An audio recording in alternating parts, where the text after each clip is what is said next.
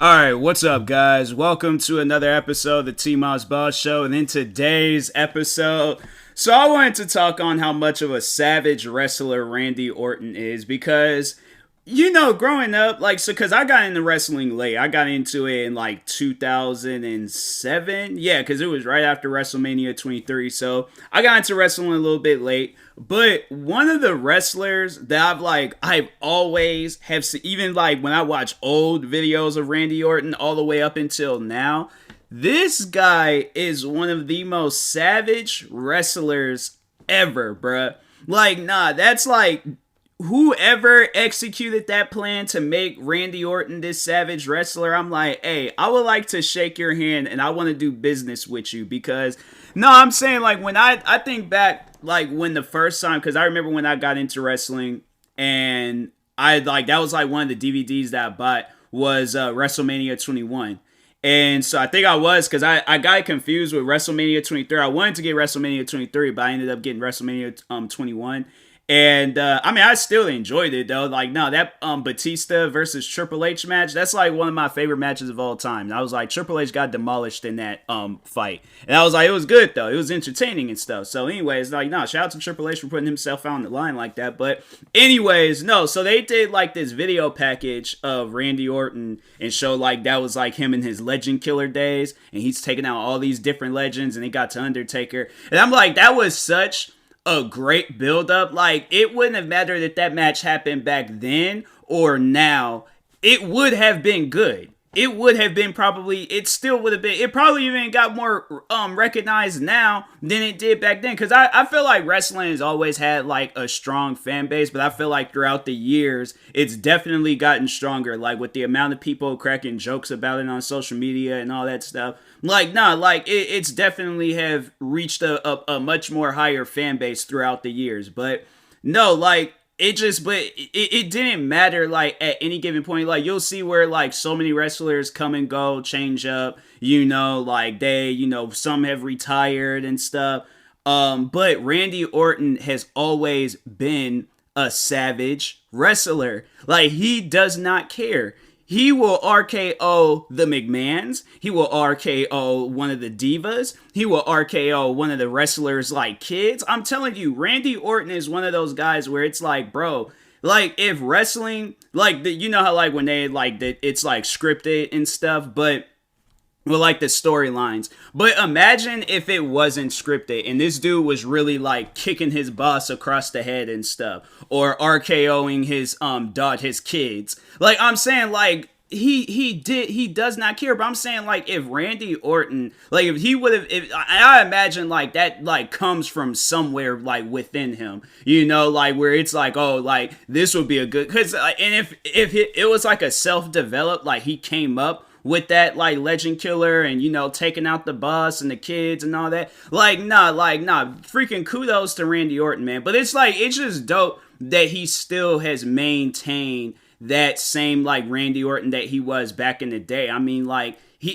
trying to think, I don't think there's ever been a bad moment of Randy Orton. I'm saying and it's crazy because Randy Orton, he ain't even one of my favorite wrestlers, but he's the one wrestler where I'm hey, I have nothing but respect for that man and everything that he has brought to the business. No, I'm saying, because you sit down, I sit down and I think about it all the way from back then when I very first came across him all the way up until now. And the whole reason why I'm even talking about him now is because he's just trending and stuff on Twitter for some random reason. I thought it was funny though that him and Keith Lee was trending, and I just remember that match that they had where he was about to RKO him and Keith Lee is just sitting there nah, I ain't gonna do it. But speaking of RKO, but it's his wrestling move became a trend at one point in time. You had people randomly getting RKO'd at school, at work, out in the park.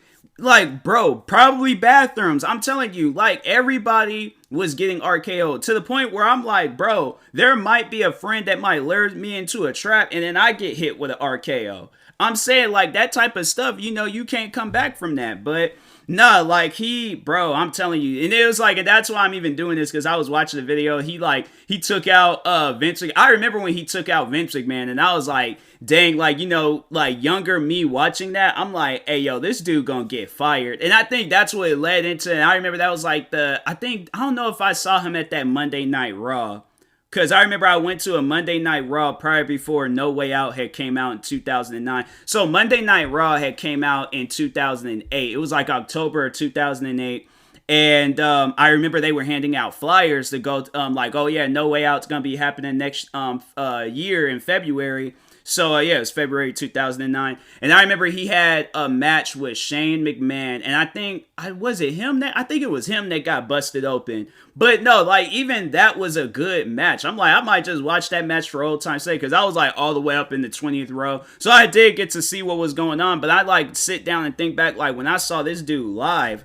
And I'm like, bro, like, he has never had a bad match. I'm trying to think. And even now, where he has this, like, this whole thing with Riddle, I'm like, bro, like, nah, it's honestly, this Randy Orton cannot, I'm saying, like, Randy Orton is just one of those guys that can't fail. You know, I'm not trying to come off as, like, a fanboy or anything, but I'm like, it's just insane. You know how much this man, I'm like currently doing some stuff. So if I seem like I ain't got distracted, it's because I did. So, but no, Randy Orton is just one of those guys where it's like, hey, bro, like you are a legend. It's like you went from like legend killer to a legend yourself. Like I refuse to believe that if people disrespect or talk badly, being like, oh, Randy Orton, he isn't one of the greatest wrestlers. Nah, he is. Like, that's not even up for a debate. That's not even up for an argument. Like, nah, he is. Like I'm saying, like he's managed to maintain and just always have some crazy storyline. And even the storyline that he had with Bray Wyatt.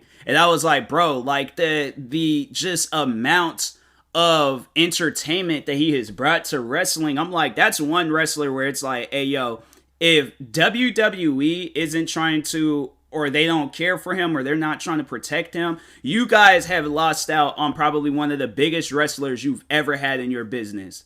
Like, I'm trying to think, because I'm like, there are so many other wrestlers that they've, just kicked to the curb and stuff. But Randy Orton is like one of those wrestlers where I'm like, hey, yo, like, I'm happy that you guys didn't get rid of him, because, like, you getting rid of him, I'm like, why? For what? Like, it honestly, it's, like, he's always had, like, some sort of, like, just good, like, entertainment that he brought to the business, so...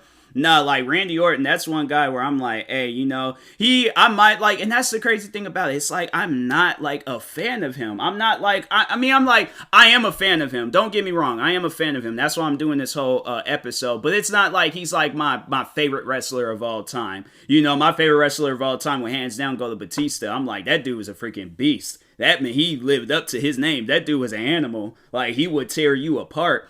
And I just, and it's like at the time, like when you have him wrestling, but now he's gone. And then you have it where Jeff Hardy, when he was, wrestling, and now he's gone. And there are so many different wrestlers that I like because they just had this entertainment about them. And I'm like, dang, man, all these guys are just, they're gone. And Randy Orton is still there. And so I'm saying, like, and I'm just hoping that it's not like it gets to a point where WWE is all like, oh, Randy Orton had to be released. And I'm like, literally one of your biggest money makers, you released him. Yeah, good luck with that. Because I'm saying, like, and it was funny because I was watching this video. Shout out to WrestleMania.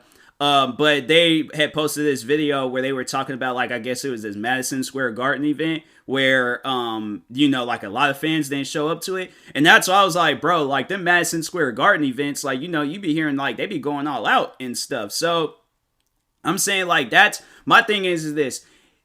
Talking outside of like Randy Orton, I'm like, it's because you guys got rid of like big name wrestlers. That's why them fans wasn't showing up to Madison Square Garden. Yeah, you guys might have these dope matches and stuff, but at the end of the day, there are key wrestlers that you guys got rid of that like they're not there. And that's why I had to say probably a lot of those fans. But I honestly think if WWE were to ever get rid of Randy Orton, like, of course he would probably be like the hottest free agent, but I don't know, I feel like that Randy Orton, he's, I don't know, like, he could go to TNA, he could possibly go to AEW, I just don't see it because he spent so much time in WWE where I'm like, I don't even think what it was like OVW and then it was just straight to WWE. Hold on, because I mean, yeah, also like his father being a part of the business stuff, but and I think it was like he had like another family member too that was a part of the business, but 41 years old, like I'm telling you, it's insane, but.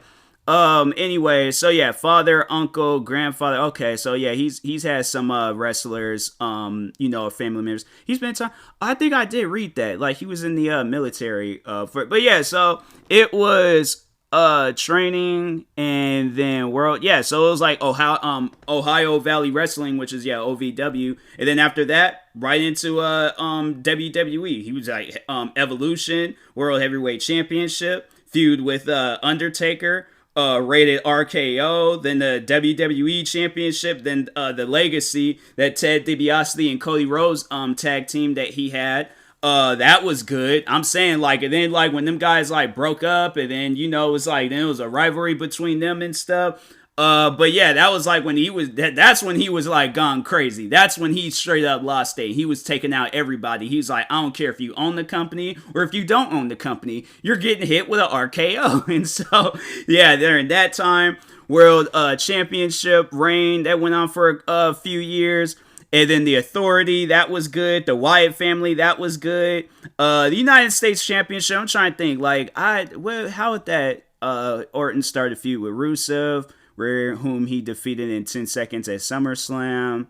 And Orton lost to Shinsuke Nakamura in the number one contenders match for the WWE Championship.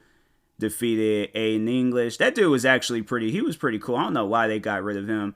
He's currently a color commentator. He's a commentator for Impact? Oh, nah. Nah, he has to be like injured or something. Nah. Ain't no way New Japan Pro Wrestling made debuts as part of English commentary team. And then made his debut in the August 20th, airing New Japan Strong in a match against... okay, I was about to say, I mean, it's just crazy to think that, oh, he's married to a Guerrero? Oh, wow. That's wild. That is crazy, huh? I like how I ain't got so distracted. Like, it's an episode dedicated to Randy Orton. I'm over here looking at, like, Aiden English, his personal life and stuff. But, anyways, I'm pretty sure this, United States Championship, run was, good. So I'm saying, like, I didn't see no, issues, with that. And I'm like, I really don't remember too much of it, but I thought it was cool. Then there's like Return of the Legend Killer. Yeah, that's when he was over there attacking wrestlers, turned the lights out, got some night vision goggles, and was hitting dudes with chairs. I'm like, hey, yo, that is some dark stuff. And now he got this RK Bro thing going on. I'm like, yeah, Randy Orton has a rap sheet where it's like, it is impossible to get rid of this man. And ever since he's joined into WWE, I mean, the first thing he was in Evolution, and that was like one of the biggest. I remember that rivalry where between Batista and Triple H, and that like small time where they talked on Randy Orton and stuff. And I'm like, bro, like he is major, okay? When it's like a rivalry that's between two wrestlers, and somehow, some way, he managed to make his own way in like the video package that they did. So there's like, Orton is recognized as WWE having the third most championship victories in history at 14, being behind John Cena and Ric Flair and tied with Triple H. Okay. So I'm saying, like, this dude, he probably he wrestles for, because I'm trying to think who's like the oldest WWE wrestler. I think it'll probably go to Ric Flair. Harry Elliott? Who is this? I ain't never heard no Harry Elliott. Yeah, I don't know who this guy is. Oh, that's like, I mean, like, all right, maybe like still wrestling. Okay, maybe that oldest. Bobby Lashley is the oldest wrestler in WWE, still working at the top of the card at the age of 45. Really? He ain't older than freaking what's dude's name that he just got into a rivalry with. Nah, he ain't older than him. Where they probably like a active wrestler, but not one of those like part-time wrestlers. Oh, he also served some time in the military. Okay.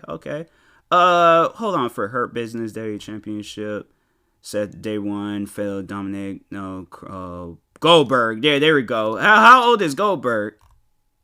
Goldberg. Yeah, I was about to say Goldberg. I mean, I don't know. Cause I mean, he's still like is a wrestler. He still wrestles. He might be part time, but he still wrestles and stuff. But I don't know. But anyways, but what was I overall talking about? I was talking about something. But anyways, no, I think I just overall got distracted reading the championships and okay, so I know. But yeah, I'm like, yeah, that evolution thing that he had going, then the rivalry that he had with Triple H and stuff. I'm saying like. You can't like look at him and just be. And I have to say probably my favorite is the rivalry that he had with John Cena. I'm saying like that to me is when I think I started paying attention to Randy Orton, when I started paying attention to the rivalry that him and John Cena had. Because I was like, hey, yo, this is entertainment right here. Like, he put dude on the shelf. They had an I Quit match. They were going freaking above and beyond. So I'm saying, like, I had to say that's what I would like to see, one last time. Is like those guys like closing out the book on their rivalry and stuff. Like, so I'm saying John Cena comes back. I'm like, to go do a movie, come back, but have like have it where Randy Orton ends up winning the championship somehow, some way. And because I'm saying like him going because he signed to so yeah, he'll probably I would like to see him and Roman Reigns go at it. I don't know, did they ever go at it? I think they hold on to Wyatt family. So there's all like Crown First, Royal Rumble, insert, Starrcade feud. I don't think him and Roman Reigns had a rivalry. Hold on for a second. Let me just Roman Reigns full match. Yeah, this is like when Roman Reigns was, like he was like still Shield Roman Reigns, but he wasn't like, the king, the king, Tribal Chief Roman Reigns. I'm saying Tribal Chief Roman Reigns and Legend Killer Randy Orton. Yeah, I think that definitely would sell and stuff. I think that would be a good match and stuff. So have it, and don't add no other people. Just them two, okay? They have like a full year of build up, but I mean, he is signed to Monday Night Raw, so but I don't know. Like, I think it would be, cool. I would rather see that than him and Big E go at it. Because I'm not saying that it's not entertaining, but I just think it would be more entertainment seeing Roman Reigns and maybe if it was like, if Big E, because I don't know, like, I still like, I like Big E regardless, like, positivity Big E and stuff. But it has to be like when he was like, what was it, Big E Langston? I think that's what he was calling himself at one point. Yeah, when he came through WWE before positivity Big E, like that dark image like Big E and stuff. So I'm saying like we see that Big E and then Randy Orton, and I'm like, okay, then I think I might like that where Big E, he gotta go to like his inner self and things, and I think that would be good. But anyways, shout out to freaking Randy Orton, because that dude's been killing it in the scenes for I don't know how long now. So, but anyways, and that being said, I will talk to you guys later. Thank you guys for watching in or listening. If you're viewing this on YouTube, make sure you like and subscribe. And if you're viewing this on a podcast streaming service, make sure you follow or subscribe, however it's set up. Make sure you subscribe to one of my 38 YouTube channels. Follow me on Twitter, TikTok, Twitch, and Instagram at TMossBoss. And make sure you follow my Facebook page at TMossBoss fan page. Also, if you're purchasing any tickets from SeatGeek, make sure you use my promo code TMossBoss. It will knock $20 off your first purchase. And make sure you also use my supporter credit code for Epic Games, TMossBoss. And in the meantime, I will talk to you guys later. Thank you guys for watching and or listening, and peace.